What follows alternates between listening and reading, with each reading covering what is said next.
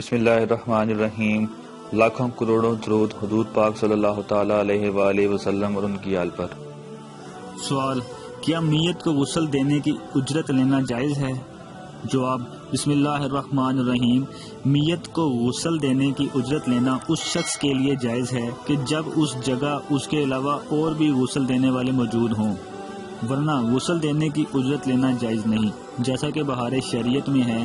اگر وہاں اس کے سوا اور بھی نہلانے والے ہوں تو نہلانے پر اجرت لے سکتا ہے، مگر افضل یہ ہے کہ نہ لے، اور اگر کوئی دوسرا نہلانے والا نہ ہو تو اجرت لینا جائز نہیں۔